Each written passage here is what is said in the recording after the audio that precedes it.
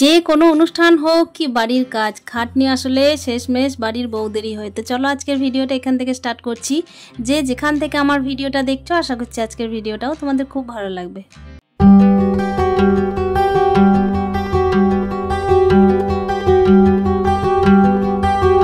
তো hello everyone, good morning. আর সকাল সকাল এই যে চা বসানোর জন্য চলে এসেছি। আসলে ব্যাপার হচ্ছে আগের দিনে ক্লান্তিটা প্রচুর ছিল, তাও কিন্তু গ্যাস ট্যাসগুলো সমস্ত মুছেই রেখে দিয়েছিলাম। আর তোমরা দেখেইছিলে জন্মাষ্টমীর দিন মানে কতটা খাটাখাটনি। আর কি বলতো, আগের দিন গ্যাস ট্যাসগুলো মোছার পরও মনে হচ্ছিল যেন ঘরে অনেক কাজ বাকি আছে। তাই সকাল সকাল দেখো মুখে চোখে জল নিয়ে কিন্তু একেবারে কাজে লেগে পড়বো। আর কি বলতো, অনুষ্ঠান হোক কি বাড়ির যে কোনো কাজ হোক, শেষমেশ কিন্তু পরের দিনে বাড়ির বউদের খাটাখাটনি প্রচুর পরিমাণে বেড়ে যায়। ছোট্ট অনুষ্ঠান হোক কি বড় অনুষ্ঠান, সেগুলো তো দায়িত্ব ভরে পালন করতে হয়। তো সেই দায়িত্ব নিয়ে পালন করার পর যখন পরের দিনে অনেকগুলো কাজ থাকে, তখন কিন্তু মাথার উপর চাপ থাকে প্রচুর। আর সেই জন্যই দেখো সকাল থেকে কিন্তু লেগে পড়ছি। এদিকে বিছানাগুলো গুটিয়ে নিচ্ছি, বিছানাগুলো গুটিয়ে কিন্তু একেবারে লেগে পড়বো কাজে। আর এই যে দেখতেই পাচ্ছ, বাইরে কিন্তু জল জমে যাচ্ছে কোনায় কোনায় উঠোনে। আর উঠোনের কোনায় কোনায় জল জমে গেলে না বাড়ির মধ্যে কাদা ঢুকে প্রচুর পরিমাণের। গাছগুলোরও অবস্থা একটুখানি খারাপ আছে, ভাবছি কবে কাটিং করা যায়। তো দেখা যাক, এর মাঝে অনেকটা টাইম পাচ্ছি না, সেজন্যই করে উঠতে পারছি না। আর এই যে দেখছো, কালকে দিনে না অনেকগুলো লোকজনের চটি ছিল, সেই জন্য কিন্তু বাড়ির মধ্যে কাদাও প্রচুর। তো উঠোনটাও ধুয়ে নেব, তবে হ্যাঁ সমস্তটা জানি না ভিডিওর মধ্যে শেয়ার করতে পারবো কিনা। এদিকে রুমের ঝাঁটগুলো না মা আজকে দিয়ে দিয়েছিল, আর আমি কিন্তু বাইরে একটু ভালোভাবে উঠোনটা পরিষ্কার করে নেবো, সেই জন্যই কিন্তু হাতে ঝাঁটা ধরে নিয়েছিলাম। আর তারপর কিন্তু একেবারে স্নান সেরে নিয়েছি। আগের দিনে যেহেতু জন্মাষ্টমী পুজো হয়েছে, তাই ব্যস্ততা আর কাজ কিন্তু আজকে বেড়েই গেছে বলতে পারো। কেন কি, যে কোনো অনুষ্ঠান হয় যেদিন, সেদিন তো আমরা সাজিয়ে গুছিয়ে জায়গাটাকে পরিষ্কার পরিচ্ছন্ন করে রাখি। আর তারপরের দিন কিন্তু নোংরা হয় চারিদিকটা। আসলে ঠাকুরের জায়গা নোংরা সেটা আমি বলছি না, আমি বাইরের দিকগুলো বলছি। সেগুলো তো আমাকে ঠিকঠাকভাবে মেনটেন করতে হবে আবার। আর তার সঙ্গে কি বলতো, ঠাকুরের যে আসনগুলো আছে তাতে না অনেক পিঁপড়ে ধরে গেছে। প্রসাদ ছিল যেহেতু প্রচুর পরিমাণের, সেই জন্য কিন্তু পিঁপড়েগুলোকেও আমাকে সরাতে হবে আর জায়গাগুলো পরিষ্কার করতে হবে। গোপুসোনাকে রাত্রিবেলায় কালকে ঘুম পাড়ায়নি, কেন কি কালকে তো তার জন্মদিন ছিল আর রাত 12টার সময় সে জন্মেছিল, সেই জন্য তাকে ঘুম পাড়ায়নি। আজকে কিন্তু জন্মাষ্টমীর দিন ছিল মানে রাত্রিবেলা, সেই জন্যই কিন্তু আমি চেষ্টা করলাম যে গোপুসোনাকে সারা রাত জাগিয়ে রাখবো। তবে হ্যাঁ, প্রত্যেক দিন রাত্রিবেলায় তো ঘুম পাড়িয়েই দিই, কিন্তু আজকের দিনটা আমাকে অনেকেই বড়রা বললো যে আজকে আর গোপুসোনাকে ঘুম পাড়ানোর দরকার নেই। প্রচুর পরিমাণের প্রসাদের বাসনপত্র ছিল, ছোট বড় থেকে শুরু করে অনেক কিছুই। তো গ্লাস বাটি এই সমস্ত কিছুই ছিল, সেগুলো কিন্তু এক এক করে জড়ো করে নিচ্ছি এই গামলাটার মধ্যে। যেহেতু গাছে প্রচুর ফুল ছিল, তো সেই ফুলগুলো দিয়েই ভগবানের পুজো হয়েছিল। তো সেই পুজোর ফুলগুলোও ছিল প্রচুর, তো সেগুলো কিন্তু পুকুরে জলে দেওয়ার ব্যবস্থা করব।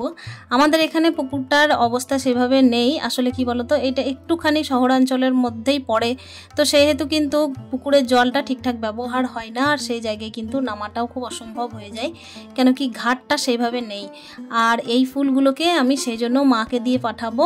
মাদের তো গ্রাম সাইডেই বলতে পারো মোটামুটি বাড়িটা, তো ওখানে কিন্তু বাড়ির পাশেই পুকুর আছে, তো ওখানে অনায়াসেই জলে দিয়ে দিতে পারবে।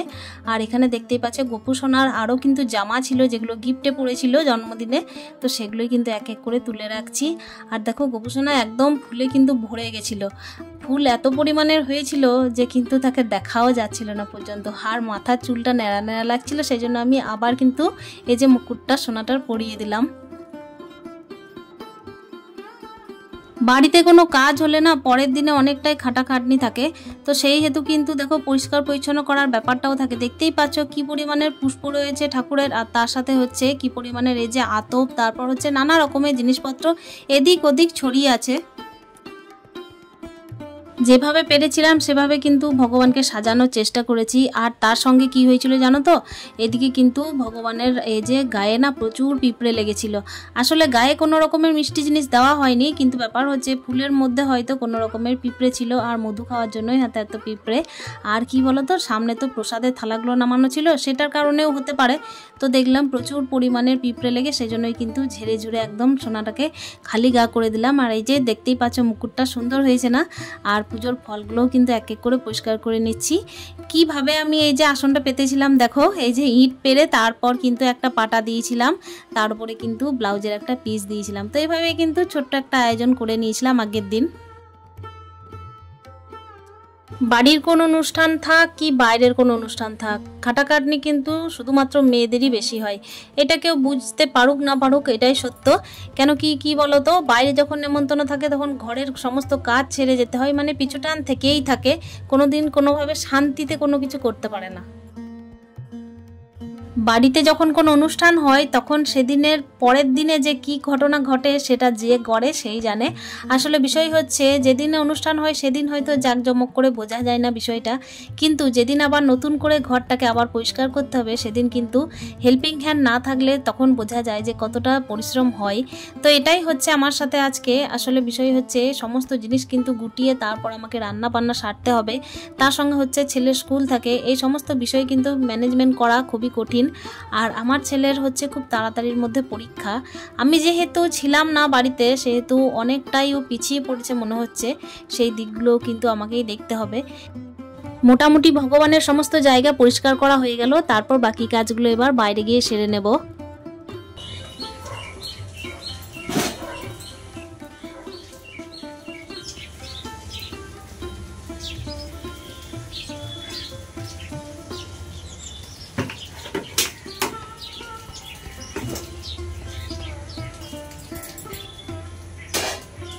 সমস্ত বাসনপত্র বাইরে রেখে চলে এসেছি। এবার জানলায় যে ফুলগুলো টাঙিয়েছিলাম সেগুলো এক এক করে পরিষ্কার করে নিচ্ছি।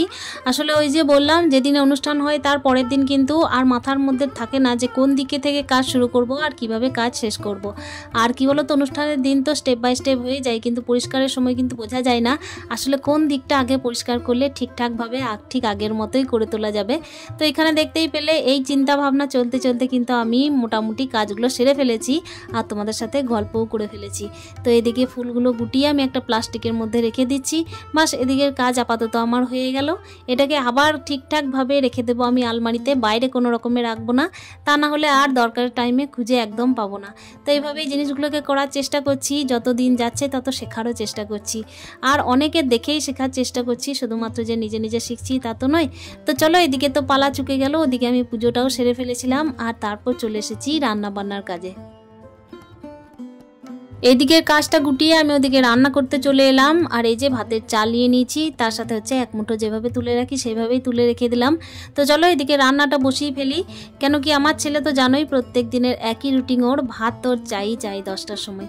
আমি যদি বা মুড়ি খেয়ে নিই ওর কিন্তু ওটা হবে না, ওর কিন্তু প্রত্যেক দিন একটুখানি সিদ্ধ ভাত হলেও, মানে সিদ্ধ ভাত তো খায় না, একটু ডাল আলু সিদ্ধ আর ডিম সিদ্ধ ভাত হলেই কিন্তু ওর যথেষ্ট। তো সেইটুকু না করে দিলে নয়। তো চলো এক এক করে কিন্তু এই যে রান্নার কাজটাও চুকিয়ে নেব। আর তার সঙ্গে কি বলো তো, ওর পড়াশোনার কাজটাও আমাকে দেখতে হবে। ঘরে হোক বা বাইরে হোক সমস্ত দিক আমাকে ঠিকঠাকভাবেই দেখে নিতে হয়। কেন কি ব্যাপার হচ্ছে, যেদিনে অনুষ্ঠান হয় তার পরের দিনে কিন্তু পড়াশোনার অনেকটাই ফাঁক থেকে যায়, আর সেই ফাঁকগুলোকে কিন্তু আমাকেই পূরণ করতে হবে। এদিকে দেখতেই পাচ্ছ আমি কিন্তু নিরামিষ আইটেম করছি। এদিকে সয়াবিন পটল আর আলু দিয়ে তরকারি করব, আর তার সঙ্গে ডাল করব, আর খাওয়ার সময় একটুখানি পাঁপড় ভেজে নেব। তো এই যে এক এক করে পদটা করে নিচ্ছি শুরু। এদিকে পটলটাকে ভেজে নেব নুন হলুদ দিয়ে, তারপর আলুটাকেও ভেজে নেব। যেভাবে রান্নাটা করে ঠিক এইভাবেই সিম্পল একটা রান্না, নিরামিষ রান্না, যেটুকু না করলে নয় সেটুকুই আজকে করছি। আর এদিকে ছাদের মধ্যে প্রচুর কাপড়ও মিলে এসেছিলাম, সেগুলো এক এক করে তুলে নেব। চলো এবার যাওয়া যাক। বাড়িতে অনুষ্ঠান থাকলেও কি বলতো, অনেকটাই আমার না তাড়াহুড়ো লেগে যায়। আসলে একা সমস্ত দিক ম্যানেজ করতে হয়, তো সেই জন্য কিন্তু বুঝে উঠতে পারি না যে কীভাবে করলে ঠিক হবে জিনিসটা। তবে এখনকার দিনে অনেকটাই পারদর্শীও হয়ে গেছি বলতে পারো। এদিকে ছাদের জামা কাপড়গুলো তুলে নিচ্ছি তোমাদের সাথে গল্প করতে করতে। সমস্ত জামা কাপড় কিন্তু শুকিয়েও যায়নি, কিন্তু একদমই রিস্ক নেব না, কেন কি ছুটে আমাকেই আসতে হবে। বাড়িতে তো আমি আর আমার ছেলে এইটুকুই মেম্বার, সেজন্যই কিন্তু ঝুঁকিটা সমস্তটাই আমার। আর সত্যি বলতে নারীদের জীবন মানে পুরোটাই একাকিত্বে ভরা, যতটাই লোকজন ঘিরে থাক না কেন ততটাই কিন্তু একা। তো দেখতেই পাচ্ছ এখানে জামা কাপড়গুলো কিন্তু মিলে দিলাম আর কিছুটা নিচে নিয়ে চলে এলাম। এদিকে তো রান্নাটা মোটামুটি একটা নিরামিষ পদ হয়েছিল, সেজন্যই কিন্তু দেখো এবার রান্না বান্না সেরে একদম চলে এসেছি গ্যাস মুছতে। অনুষ্ঠানের সমস্তটা কমপ্লিট করে পরের দিনে কাজ কমপ্লিট করে আবার একটা নতুন সকাল শুরু করেছি, আর নতুনভাবেই কিন্তু তোমাদের সাথে শেয়ার করার চেষ্টা করলাম। তো আজকের মতো ভিডিওটা এখানেই শেষ করছি। কালকে আরও একটা নতুন দিনে নতুন ব্লগ নিয়ে চলে আসবো। ততক্ষণের জন্য stay happy with happy moment.